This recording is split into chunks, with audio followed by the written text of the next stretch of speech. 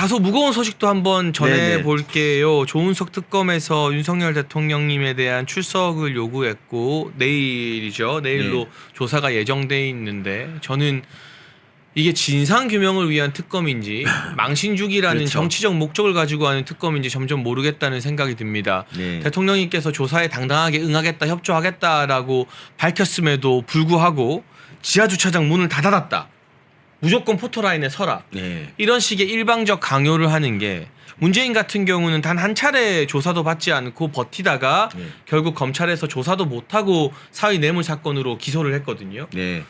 왜 문재인에게 적용되는 특혜가 윤석열 전 대통령에게만 이렇게 적용되지 않는 것인가? 이게 특혜를 달라는 게 아니라 그렇죠. 전직 대통령에게 적용됐던 예우를 갖춰달라는 것인데 이렇게 지하 주차장 다 차단하겠다 하면서 특검이 정치적 메시지 내는 거 교수님 좀 어떻게 보세요? 그러니까 과거에 조국이라는 사람이 있었습니다. 네. 조국 그 사람도 그렇고 정경심도 그렇고 저기 현관으로 안 간 걸로 알고 있는데 조국은 어떤 지하 주차장으로 갔단 말이에요. 그러니까 조사 자체가 목적이라면은 어떻게 어떤 방식이든 사실 저는 있잖아요. 예전에 뭐 김건희 여사 조사할 때 과거에 몇 년 작년인가 그때 뭐 다른 데서 검찰에 조사했잖아요.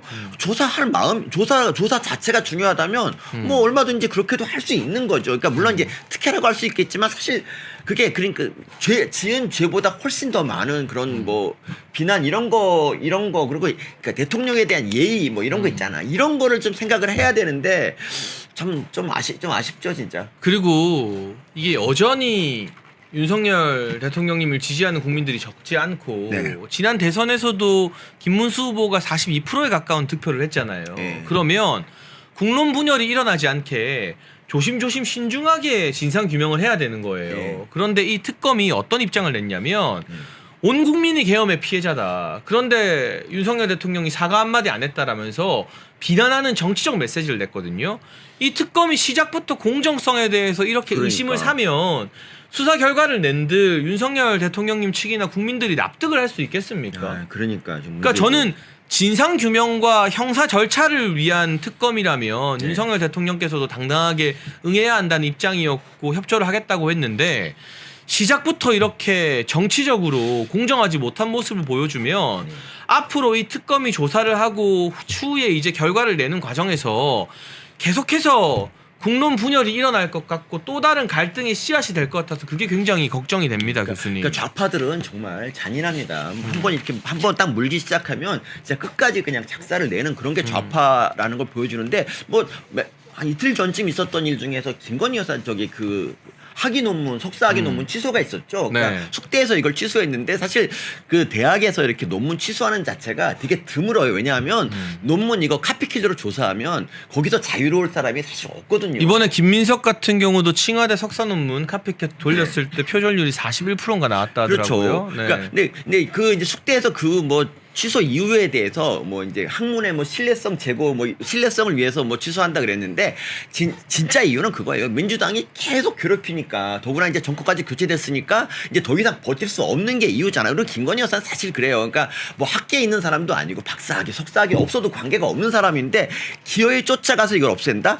아니 진짜 문제는 이재명 대통령 같은 경우는 저기 뭐 변희재 그 미디어워치 조사에 의하면 석사 논문이 98%가 표절이 98% 표절률이 98%고 그리고 김건희 여사는 그래도 결론은 다르거든. 결론은 그러니까 다른 거 표절한 거 있어도 결론은 다르단 말이에요.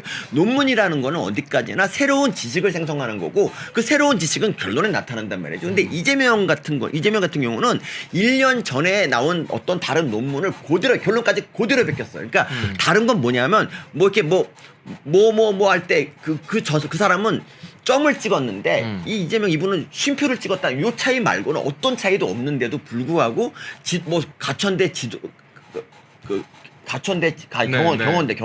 경원대 지도 교수까지 나와가지고 표절 아니다. 뭐 새로운 지식이다. 이렇게 했단 말이죠. 근데 진짜 학문의 그 신뢰성을 위해서라면 이재명 그리고 뭐 추미애 뭐 정세균 이런 분들 전부 다 논문을 취소하는 게 맞지. 사실 뭐 정치인도 아니고 학계에 있는 사람도 아닌 김건희 여사 논문 취소해서 뭐 할 거야. 근데 정말 이걸 보면 정말 이 좌파들의 이 끔찍함에 대해서 정말 치가 떨립니다, 진짜.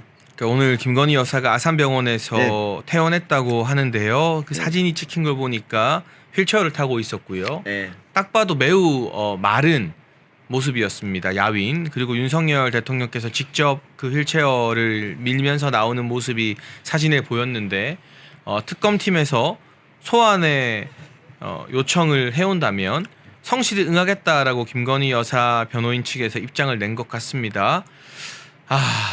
안타깝습니다, 진짜. 정치적인 상황을 떠나서 이거는 지금이 문제가 아니라 김건희 여사에 대한 공격과 네. 인신 비난은 인격 살인이죠. 줄리 운운하는 것부터 지난 그렇죠. 대선 전까지 그 경선 때부터 네. 지난 대선 때 윤석열 대통령님이 당선됐던 네. 그 대선 때부터 그렇죠. 쉬지 않고 계속돼 왔잖아요. 그렇죠. 우리 사회와 정치가 한 여성에게 이렇게 잔인하고 그러니까 말입니다. 이렇게 인격 살인에 가까운 공격을 집단적으로 퍼부어도 되는가? 이게 정치적인 호불호를 떠나서 네. 사회가 용인 가능한 수준인가 하는 생각이 좀 많이 듭니다. 그러니까 최소한 도이치모터스에 대해서는 정말 그거는 검찰이 그냥 나름대로 정말 치열한 토론을 통해서 불기소를 했다면 그냥 그걸 존중하는 게 맞는 게 아닌가 생각합니다. 왜냐하면 주범조차 집행유예를 받는 사건에서 도대체 뭘 그렇게 대단한 역할을 했길래 정말 이해할 수가 없습니다, 진짜 그거는. 네, 그리고 재판 소식 하나 더 가보겠습니다. 대장동 재판에서요, 검찰이 네. 오늘 1심 결심에서 구형을 했는데요. 이거는 이제 구형이기 때문에 최종 판결은 아닙니다. 김만배 씨에게 징역 12년, 그리고 우리 멸콩 식구이기도 한 유동규 네. 전 본부장님에게 징역 7년을 구형했습니다. 검찰은 구형을 하면서 김만배가 가장 많은 이득을 취한 수혜자라고 했고요. 유동규 본부장님은 청탁 고리의 핵심이라고 했습니다. 그런데 유동규 본부장님의 오늘 최후 변론, 이게 좀 가슴을 울리는 것 같아요. 자신은 이재명의 성공을 위해서 범죄에 가담했었다. 처벌을 달게 받겠다. 국민께 죄송하다라고 했습니다. 이건 어떤 뜻이냐. 본인의 잘못을 인정하면서도 내가 유죄면 이재명은 당연히 더 크게 처벌받아야 되는 것 아니냐라는 최후의 항변인 것 같아요. 어떻게 네. 보세요? 대장동 재판에서 선고가 어떻게 나올지 모르지만 검찰은 김만배와 유동규 본부장에게 이렇게 중형을 구형했는데 이 두 사람만 처벌받고 이재명이 처벌받지 않는다면 그야말로 말도 안 되는 아이러니 아니겠어요, 교수님? 그렇습니다. 그런데도 불구하고 지금 올라온 거는 대장동이 사실 2021년에 이제 문제가 됐고 그리고 이제 기소된 게 2022년인가 그럴 텐데 이게 아직도 1심이 끝나지 않았다는 거예요. 네, 지금 3년 8개월 만에 오늘 구형이 됐더라고요. 그러니까 이재명한테까지 이제 그 대장동 재판이 가려면 이분들이 이제 뭐 최소한 1심, 2심까지 유죄가 되거나 아니면 대법원까지 확정 판결이 되고 그리고 나서 이제 이재명을 수사해야 되는 거잖아요. 그런데 이게 언제 이런 식이면 대장동 재판은 한 우리 살아생전에는 안 끝날 것 같다는 생각이 좀 들었습니다. 지금 재판 지연 때문에 지금 이 난리가 사실 그러니까 이 나라의 그 비극을 초래한 것 중에 사법부가 전 책임이 굉장히 크다고 보고요. 그렇죠. 네. 네. 특히 이제 뭐 대장동도 마찬가지고 뭐 다른 재판들도 다 너무 느리게 재판하는 바람에 특히 이제 공직선거법이 진짜 두고 한이 됩니다. 그러니까 저는 다른 무엇보다 국민께 죄송하다, 처벌을 달게 받겠다라고 말한 유동규 본부장님의 심경이 어떨까 생각하면 가슴이 참 찡해요. 가슴이 무겁고. 네, 그리고 그렇습니다. 그때는 본인이 이재명의 정치적 성공을 위해서 범죄에 가담했다라고 지금 자백을 한 거잖아요.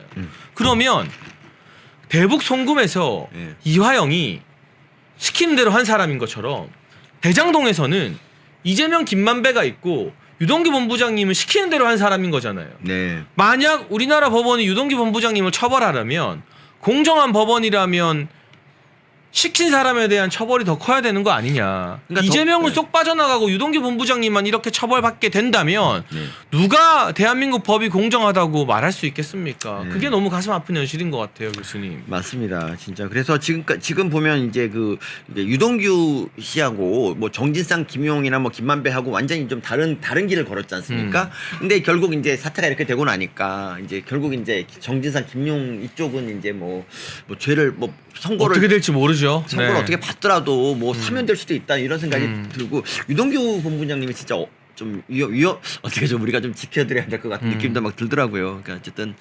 그러니까 재판이 이렇게 지연된 것 중에 하나 원인이 문재인 정권 때 2021년 얘기인데 이때 이제 그 재판에 관한 법이 개정되면서 검찰 조사에서 진술한 거를 법정에서 부정해 버리면은 이건 뭐 다시 불러서 진술을 다시 받아야 되는 그런 이상한 법이 이제 통과되면서 재판이 엄청나게 지연되기 시작하는 것도 있어요. 그래서 성남 FC 같은 경우는 이재명 측이 재판을 500명을 이제 거의 500명 정도 증인을 신청을 했기 때문에 그 사람들 일정 맞춰도 다 증인 뭐 다 하고 재판하려면은 이것도 한 몇십 년 걸린다 이런 거죠. 그러니까 왜 이렇게 정말 그러니까 재판이라는 건 결국에는 피해자를 구제하는 절차거든요. 근데 이 절차가 길어지면 길어질수록 피해자가 고통을 받는데 이런 시스템을 만든 게 바로 이제 문재인 정권이고 문재인 정권이 이제 미래를 대비한 포석이 결국에는 이제 우리에게 이런 비극을 안겨줬다는 게 참 안타깝습니다. 내란 특검에서 윤석열 전 대통령 체포영장 청구를 했다라는 속보가 지금 올라왔습니다. 우리 김정식 전 청년 대변인님 어떻게 보시는지요? 네. 이게 참 안 그래도 방금 전에 막 열을 내다가 이 속보를 접하니까 또 맥이 빠지는데요. 우선 다시 한번 말씀드리면 그 내란 특검이 윤석열 전 대통령에게 체포영장을 청구했다라는 속보가 지금 들어왔고요. 이제 뭐 법원에서 이런 체포영장에 대해서 이렇게 승인할지에 대해서는 이제 좀 이따가 또 이어지는 속보가 있을 것 같습니다. 예고된 거죠. 그리고 이재명 정부에서 지금 김민석 총리 후보자에 대한 논란이 가속화될 때 이런 게 나온다는 거는 어떻게 보면은 이제 냉장고에 넣어놓고 계속 아마 한 3년 정도는 계속 캐비넷에 넣어놨다가 계속 본인들이 필요할 때마다 이 내란 특검이라는 이름으로 계속해서 이 윤석열 전 대통령을 괴롭힐 거예요. 김건희 여사 같은 경우에도 오늘 오전이죠. 숙대에서 이제 석사학위 취소 통보를 내렸는데 정말 윤석열 전 대통령께서 이제 대통령 출마 선언하실 때 하셨던 말이 있죠. 대통령 나오면은 집안이 정말 다 풍지박산 나는 걸 알고 있다. 그럼에도 불구하고 지금 민주당은 정상적인 이런 그 당시에 문재인 정권은 정상적인 민주주의를 가지고 있는 그런 세력이 아니기 때문에 본인이 여러분에게 자유를 되찾아드리겠다 하면서 출마 선언을 하셨던 게 기억이 나요. 지금 우리는 그래도 앞으로 지금 나아가야 되지 않겠습니까? 그리고 대한민국 자유민주주의를 위해서 우리가 끝까지 싸워야겠다라는 그런 말씀을 드리고요. 참 속상합니다. 그죠? 지금 일단 이 부분도 한번 말씀드리고 싶은 부분인데요. 먼저 이게 언론들이 내란 특검 하는 거에 대해서 국민의힘에서 반드시 강한 항의가 필요하다라고 봅니다. 지금 내란 확정 지어진 바가 없어요. 그리고 지금 이게 내란이라는 것의 정의 제가 뭐 여기에 그 계엄 이후부터 계속해서 얘기했는데 이게 내란죄가 성립이 안 된다라고 저는 아직도 봅니다. 근데 내란 특검이 어디 있고 내란 동조가 어디 있고 내란 선동이 어디 있습니까? 지금 여기에서 법원에서 판결이 나지도 않은 건을 가지고 지금 앞에 내란을 붙이고 있으면요. 이 부분에 대해서부터 싸우셔야지 싸움이 됩니다. 이거 국민의힘 의원님들께 말씀드리는 거예요. 민주당이 왜 이렇게 특검에 열을 올리는지 알아야 됩니다. 지금 김건희 여사 특검이나 내란 특검 등의 이름을 붙이면서 지금 이 특검을 밀어붙이고 있는 것은요. 이거 특검 들어가면요. 이것도 지금 한 건당요. 최소한 이거 10억에서 20억 정도 예산 들어가는 거예요. 그리고 대한민국 특검 제도가 들어온 이후부터요. 특검을 통해서 밝혀낸 것들 거의 없습니다. 그렇죠. 그리고 이미 검찰 조사들이 진행되고 있는 건이에요. 조사가 진행되고 있는 건에 특검을 하는 경우도 없어요. 특검 같은 경우는 예외성의 원칙이 작동이 돼야 되는 거예요. 보충성의 원칙이 작동돼야 됩니다. 예외성이나 보충성의 원칙이 작동되지 않고 이렇게 정치적 특검을 계속해서 주장하는 이유가 무엇인지부터 알아야 된다. 이 특검 시작되면요. 이렇게 해서 지금 윤석열 전 대통령이나 우리 윤석열 대통령이나 김건희 여사 같은 경우 이거 파고 파면서 계속해서 지금 혐의 의혹 이거 1년 끌 겁니다. 1년 후에 뭐 있죠? 지방선거 있습니다. 이거 지방선거까지 끌고 가는 거예요. 이 지금 내년 지방선거에서요. 국민의힘뿐만이 아니라 보수를 괴멸시키려고 한다는 것인 걸 눈치채셔야 됩니다. 이거의 목적이라는 걸 알고 있어야 되는 겁니다.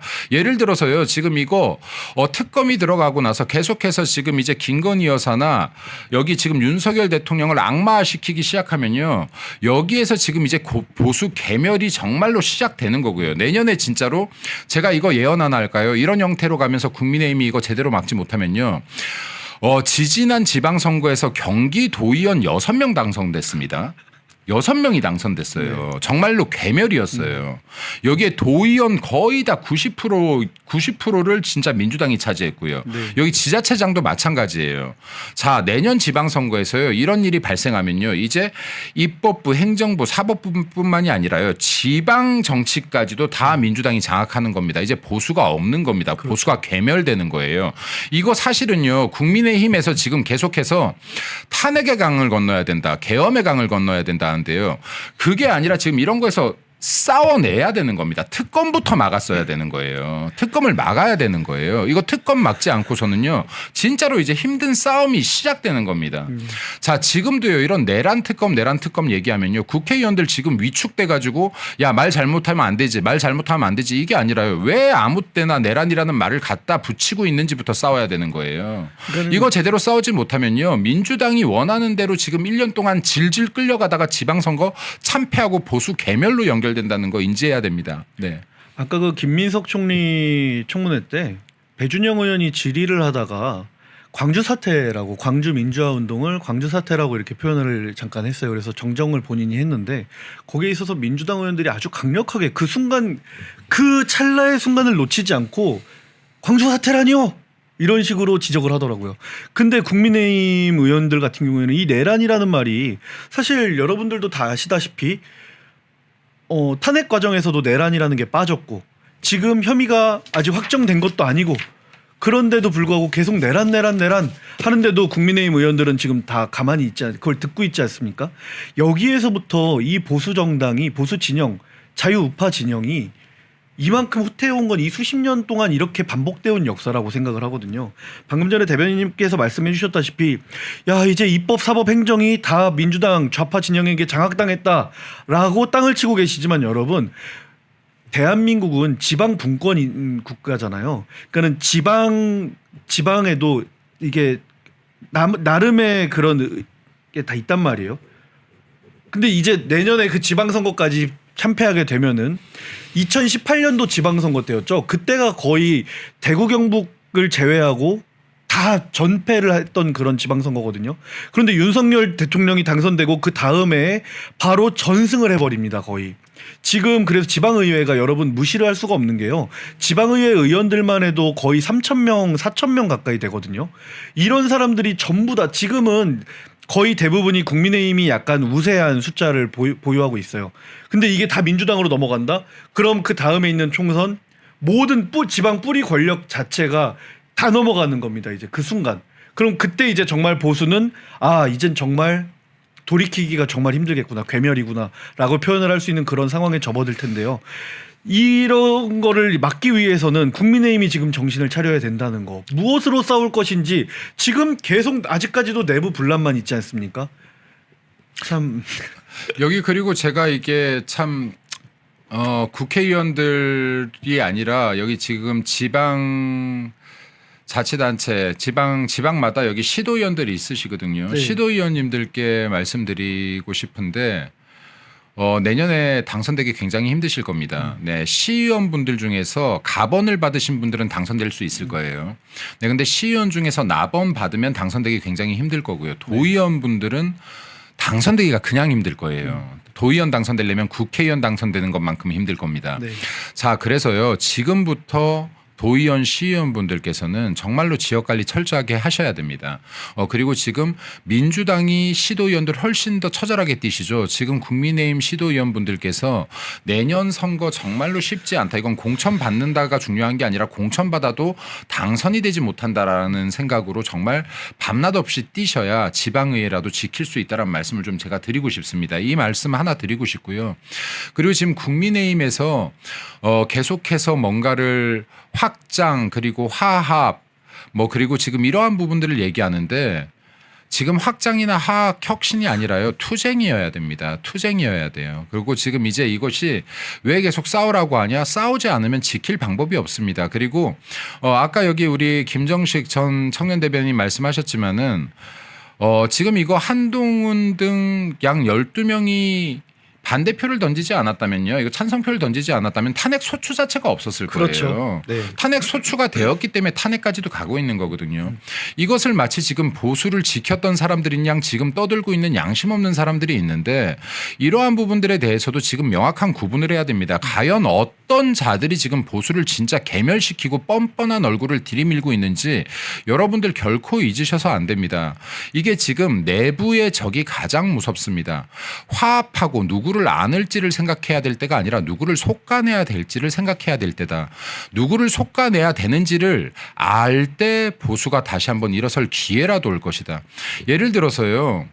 잡초를 제때 뽑아줘야 잡초를 제때 뽑아줘야 꽃도 열리고 꽃이 열려야 열매도 열려요. 맞습니다. 근데 이 잡초들을 제때 제거하지 않으면요. 꽃이 피지 못하고 열매가 열리지 못하는 겁니다. 지금 여기 국민의힘에서 정말 급한 게 무엇인지 한 번 정도 정말 진중한 고민들을 국가와 국민을 위해서 해보라는 말씀도 좀 드리고 싶습니다. 네. 대통령을 탄핵하면 마치 자기들한테 무슨 기회가 올 줄 알았던 그런 사람들이 아직까지도 당내에 또아리를 틀고 있고요. 이런 사람들에 비하면 오히려 김상욱, 울산을 지역구로 둔 김상욱 의원이었었죠. 김상욱 같은 사람이 오히려 솔직하고 양심적인 거다라는 말씀까지 드리고 싶어요. 방금 전에 대변인님 말씀해 주셨다시피 이제 정말 싸우지 않으면 대한민국이 우리가 알던 대한민국은 이미 좀 많이 궤도를 이탈한 것 같은데요. 어떻게든 다시 정상 궤도로 복원시키는 것 아니면은 그 시간을 단축시키기 위해서는 지금 정말 처절한 투쟁을 해야 된다. 근데 지금 가장 문제인 게 무엇으로 싸울 거냐인 것 같아요. 국민의힘은 늘 뭐 통합하고 중도와 수도권 청년을 뭔가 쫓아서 뭔가를 하면은 이게 투쟁하는 거다. 이게 민주당의 맞설 무기다. 이런 식으로 생각을 하는 사람들이 되게 많은데요. 여러분 개혁과 혁신을 입에 쉽게 담는 사람들 말을 믿지 마십시오. 항상 튜닝의 끝은 순정이다.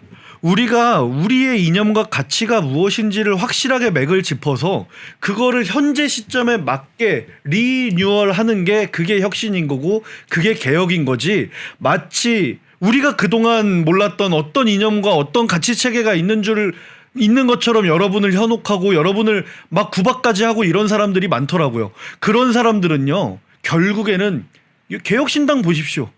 개혁신당 같이 외부로 빠져나가거나 김상욱 같이 민주당으로 빠져나가거나 그럴 사람들이라는 거를 꼭 명심해 주셨으면 좋겠습니다. 진짜로 맞는 말인 게요. 이게 지금 사실은 조직을 강화하는 데 있어서 외연 확장보다 더 우선되어야 되는 것은 내부의 결속이고 단단함입니다. 근데요. 내부의 결속을 단단하게 하는 것은 이것저것 다 섞어 넣는 게 아니에요. 물과 기름은 아무리 휘저어도 하나가 될 수가 없습니다. 물과 기름 휘저어도 하나가 될 수가 없어요. 화학적 결합이 일어나지가 않습니다. 그렇기 때문에요. 이게 진짜로 이 당의 이념을 알고 이 당을 바로 세우려는 의지가 있고 그리고 정치를 통해서 국민들을 더 잘 살게 하려는 기본이 되어 있는 사람들로 뭉쳐져야 이게 비록 소수라고 하더라도 이 당이 다시 한번 살아나고 그 국민들에게 보편적인 이익을 제공할 수 있는 정치 집단이 되는 것이지 이렇게 지금 매번 혁신하자 더 텐트를 넓히자 이거 지금 몇십 년간 해왔는데 안 되지 않습니까? 네, 안 되는 방법을 계속 시도하는 것만큼 멍청한 짓은 없다. 네, 안 되는지 알면서 왜 계속 같은 방법을 시도합니까? 그럼 이제는 솎아낼 때라는 걸 인지해야 우리 당이 강해질 수 있다라는 말씀을 좀 드리고 싶고요. 그리고 이제 10분 정도가 뿐이 남지가 않아서 좀 마지막 주제로 넘어가야 될 것 같은데 이재명이 나토에 불참을 선언했어요. 네. 뭐 대한민국은 국제안보 특히 나토 같은 경우에는 자유진영이 어떤 안보 연맹 같은 그런 성격을 띠고 있는데요. 뭐 러시아나 중국은 어차피 나토에 가입되어 있지도 않고 사실 우크라이나 러시아 전쟁이 우크라이나의 그 나토 가입 그것 때문에 문제가 됐었던 거잖아요. 그런 걸 보면은 이거 미국에 주는 사인이 이거 상당히 심각하겠다. 뭐 트럼프가 안 오니까는 나도 안 가겠다 이런 식으로 하고 안보실장 보내겠다고 하고 이러고 있는데 아니 국제 무대에서 지금 트럼프만 상대해야 됩니까? 이재명은 지금 상대해야 되는 외국 대통령들 총리들이 얼마나 많은데 수장들이 얼마나 많은데 그 자리에 참석을 안 하겠다고 하는 건 둘 중에 하나인 것 같아요. 해보니까 너무 어렵거나 가서 괜히 주눅 들었거나 이번에도 뭐 인도 모디 총리가 막 이렇게 삿대질하고 이런 장면이 굉장히 화제가 됐었잖아요. 그리고 뭐 마크롱은 윙크를 날리고 이러던데 제가 볼 땐 그때 이재명은 그런 제스처나 사인이 어떤 걸 의미하는지 모르고 그 예전에 문재인이 외교들 외교 혼밥 외교, 현장에서 막 이렇게 구력 외교. 혼자서 막 네. 씩 웃고 이러는 걸 따라하려고 했던 것 같은데 가보니까 아직까지는 본인이 국제 무대에 서기에는 준비가 안 돼 있다라고 생각을 한 것 같아요. 근데 이 이재명이라는 개인이 대통령이라는 왕관의 무게를 감내하지 못하는 거죠, 결국에는. 그럼으로써 대한민국 국민이 겪어야 되는 이런 심각한 오히려 더 국민들이 이런 걸 감당을 해야 되는 이런 문제들은 어떻게 책임을 질 것인가 좀 안타깝습니다. 지금 나토 같은 경우가 사실 지금 이제 이게 북대서양 그 북대서양 조약기구 아닙니까? 네. 네, 근데 지금 이게 나토 같은 경우가요. 1949년 냉전 체제 당시에 집단 안전 보장 조약인 북대서양 조약에 의거해서 창립되었는데 네. 북미, 유럽, 서방 국가들의 집단 방위 조약 기구 아닙니까? 네. 근데 여기에요. 사실 우리나라가 처음 참석한 게 언제인 줄 아세요, 혹시? 처음 참석이요. 우리나라의 대통령이 처음 참석했던 거. 처음. 이거 윤석열 대통령이 처음입니다. 네. 윤석열 대통령이 이게 22년 6월에 처음으로 대한민국 대통령으로는 첫 참석을 했어요. 맞아요. 이때 당시에 국격이 굉장히 올라간 것이라는 평가를 받았습니다. 자, 그리고 22년에 참석했고 또 23년에 참석했고 24년에 참석했고 네. 그죠? 그리고 이번에 25년도에 초청을 받았는데 이재명이 가지 않겠다라고 하는 거예요. 네. 근데 지금 나토 같은 경우는 단순하게 안보의 문제를 넘어서죠. 이건 네. 사실은 지금 맞습니다. 자유진영과의 유대 외교의 무대이기도 해요. 네. 지금 실제로 이게 윤석열 대통령 같은 경우는 여기에서 나토에 22년도에 참석하고 23년도에 참석하고 24년도에 참석하면서 굉장히 많은 의의와 실적을 거뒀습니다. 실제로. 실제로 22년도에는 나토에서 연설을 하시기도 했죠. 연설하면서 북한을 비핵화의 길로 이끌어내기 위해서는 북한의 무모한 핵, 미사일 개발 의지보다 국제사회의 북한 비핵화 의지가 더 강하다는 것을 보여줘야 된다 하면서 지금 국제사회에 협력을 요구하기도 했고요. 네. 이뿐만이 아니라 지금 세일즈 외교를 통해서 국익과 관계된 것들을 여러 가지 지금 MOU나 협약들을 맺기도 했고 네. 22년만 해도 10개국의 정상들과 대담을 하기도 했습니다. 자, 윤석열 대통령이요. 진짜로 잘했어요. 외교. 국익을 위한 국익 외교 정말로 잘했고 실용 외교 정말 모범을 보였습니다. 근데 전 정말로 가슴 통탄하는 것이요. 많은 국민들이 몰라요. 22년도에 윤석열 대통령이 나토에 처음으로 참석한 대한민국 대통령인 걸 모르세요. 그리고 이 나토에 참석해서 어떠한 연설을 했고 어떠한 실익을 끄집어냈는지 모르세요. 왜요? 레거시 미디어들이 홍보를 안 해줘요. 맞아요. 제가 이런 거를 논평을 그때 당시에 몇 번을 써도요. 뉴스에 안 나가요. 자, 그러면서 지금 아주 작은 의전상의 실수 같은 것만 끄집어내서 이거를 뉴스에서 계속 때리니 윤석열 대통령 외교 실수를 하는구나라고 국민들이 생각하는 거예요. 윤석열 대통령은요. 진짜로 외교에 대해서는 갑 오브 갑이었어요. 베스트 오브 베스트였어요. 대한민국 역사상 제가 볼 땐 외교를 가장 잘한 대통령이에요. 이런 것들을 레거시 미디어가 정말로 지금 이재명을 이렇게 띄워주듯이 했다라고 하면요. 이거 띄워주지 않았어도 돼요. 있는 그대로만 제대로 방송 내보내줬다라고 해도요. 이거는 윤석열에 대한 평가가 달라졌을 거예요. 근데 지금 보세요. 이거 지금 대한민국 국격을 올렸다라고 평가받고 있는 나토 참석을요. 나토에 초대를 받고 참석을 했던 것들을 불과 3년 만에 이 역사가 깨지는 순간이 오는 거예요. 그렇죠. 지금 나토가 단지 안보의 문제가 아니잖아요. 이제. 이거는 지금 정상들과의 외교력의 문제고 지금 대한민국 위상의 문제고 그리고 지금 태평양 국가들에 대한 지금 이 새로운 또 개척의 문제이기도 해요. 자, 그런데 지금 이러한 기회들을 지금 대한민국 정상이 놓친다 말도 안 되는 겁니다. 이재명 본인 역량이 떨어져도 참석해야죠. 참석해서 단 한 군데 두 군데라도 대한민국의 국익을 위해서 읍소라도 해야죠. 본인 트럼프 앞에 무릎이라도 꿇을 수 있다라고 했던 거 아닙니까? 가랑이까지 낄 수 있다고 했던 거 아닙니까? 그럼 그런 자세로라도 실력이 안 되면 국익을 위해서 타 정상들 앞에서 정말로 이게 읍소라도 해서 대한민국 현상을 타개할 수 있는 것들 더 나은 방향으로 갈 수 있는 길들 찾아내야죠.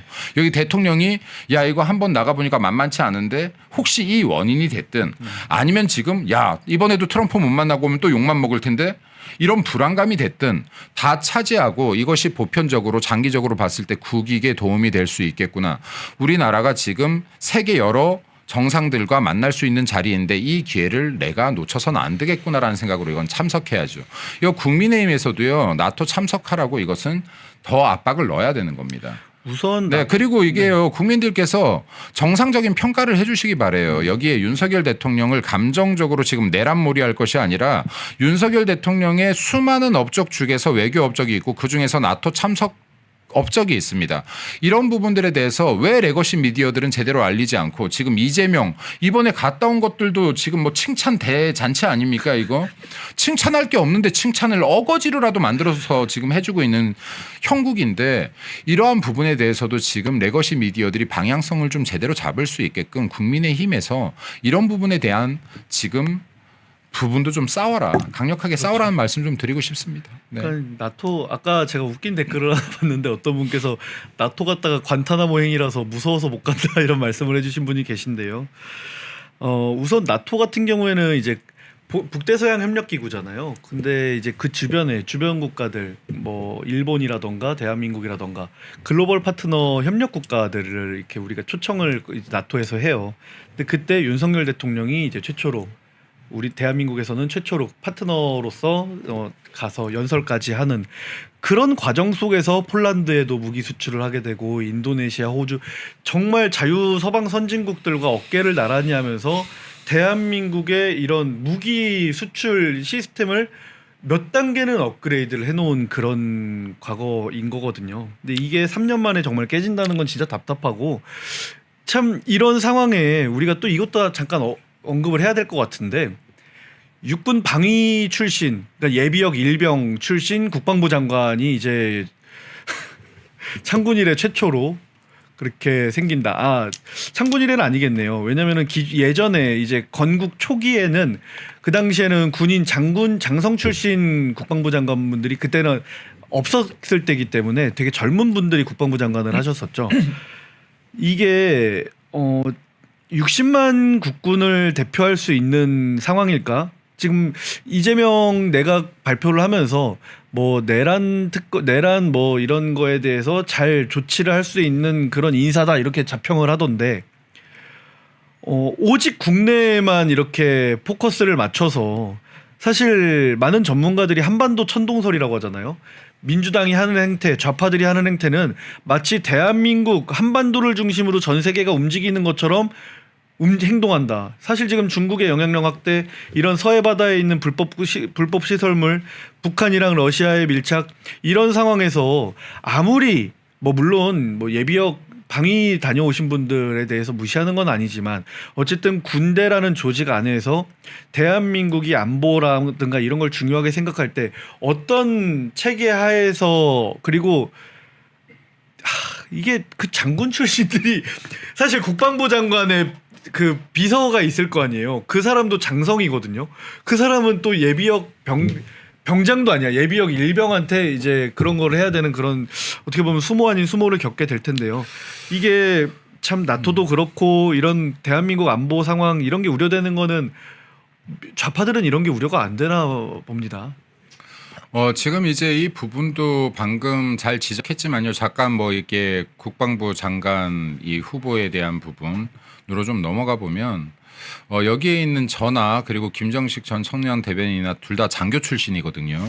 장교 출신인데 대한민국의 국방부 장관이 군 출신으로 하는 데는 그럴 만한 이유가 있어요. 네. 그러니까 민간인 중에서 선택하지 않는 것은 이게 지금 단순하게 내가 국방이 여기 국방에 대한 지식을 갖고 있다가 아니라 전시 상황이 일어날 수 있기 때문에 작전에 대해서도 알아야 되고 그 군 병력들을 지휘할 수 있는 지휘력까지 갖추어야 그렇죠. 돼요. 그렇기 때문에 지금 이게 국방부 장관을 군 출신 중에서 뽑는 것인데 대한민국 분단의 상황 그리고 휴전이라는 특수 상황 때문에 정말로 우리나라 국방장관은 작전권까지 가지고 있기 때문에 이러한 부분들에 대한 실무 경험과 실전 경험이 있는 사람들을 자리에 앉히는 거예요. 거예요. 근데 지금 이거 비전문가라고 봐야죠. 그렇죠. 그 우리나라 상황에선 비전문가를 지금 가장 중요한 국민의 생명과 국가의 안위를 보장할 수 있는 지금 국방장관에 앉힌다라고 하는 것은 이건 지금 국민을 위한 길이 아니고 국가를 위한 길도 아니다. 그리고 지금 더군다나 지금 북한이 저렇게 핵무장을 통해서 대한민국을 위협하고 있는 상황에서 우리가 스스로 우리의 안보의 벽을 국방의 벽을 허무는 것과 같다라는 말씀을 좀 드리고 싶습니다. 그리고 이제 시간이 다 되기도 했는데 뭐 아까 나토 이야기도 했지만은 나토 같은 경우에 대통령이 참석하지 않는 것은요. 국제사회가 볼 때 이상한 신호로 받아들일 수 있다는 것도 민주당에서 인지하셔야 됩니다. 민주당도 이게 국익을 위한 그래도 공당이라고 한다면요. 이것이 잘못하면은 민주주의 국가들과의 연대의 거리를 두는 신호로 받아들여질 수도 있겠다라는 그렇죠. 생각을 해야 되고요. 왜냐하면 지금 미국이나 기타 이 자유민주주의 연대 국가들은요. 지금 이재명 정권이 친중 정권이라는 주의를 하고 있는 겁니다. 그렇죠. 이런 상황에서 지금 나토에 초대를 받고도 참석하지 않겠다라고 하는 것은 민주주의와의 연대와 거리를 두는 정권이구나 하는 사인이 될 수 있다라는 생각을 반드시 하셔야 됩니다. 그리고 또 이 그간 윤석열 정권에서 단단해졌던 한미일 협력 등 자유민주주의 진영과 다자 외교 자체에 거리를 두는 것이다라는 신호로도 보여줄 수 있다. 이거 정말 다자 외교의 무대예요. 나토 같은 경우는. 그렇죠. 네, 이제 안보를 넘어서. 그래서 이거는 민주당 의원들도 대한민국 국익을 생각한다면 이재명 대통령 짧은 시간 안에라도 훈련시켜서 내보내셔야 맞고요. 예, 그리고 여기 국민의힘에서도 이재명 대통령이 미흡한 게 많겠습니다만 그럼에도 불구하고 대한민국 국가대표로 내보내서 뭔가 역할을 할 수 있게끔 만들어야 되고 그리고 못한다고 안 나가면 됩니까? 나가 봐야지 또 실력이 늘죠. 네, 실력이 늘 건데 이렇게 지금 못하는 거 계속 숨어 있고 여기 못한다고 해서 보여주기 싫은 것들은 안 보여주려고 하고 해서는 이게 국익에 도움이 안 된다는 말씀도 좀 드리고 싶습니다. 우리 애국기업 신화제약의 환신골드 광고 한 번만 하겠습니다. 환신. 네. 한층 업그레이드된 환신골드 초특가 할인합니다. 1+1. 우리 멸콩TV 시청자분들께만 한 달치 주문하시면 한 달치를 더 드리는 특별 이벤트 진행하고 있고요. 환신골드는 식약청이 인정한 건강 기능식품입니다. 면역력 증진, 피로 개선, 기억력 개선, 혈액순환, 항산화에 도움이 됩니다. 특히 밤에 화장실 자주 가시는 분들 환신골드 드시면 그런 일 뚝 끊기고 숙면하실 수 있습니다. 멸콩TV에서 자신있게 추천하니까요. 아래 번호로 전화 주문하셔서 1+1 특별 혜택 한 달 구매하시고 2달치로 여름철 건강 환신골드와 함께 챙기시면 좋겠습니다.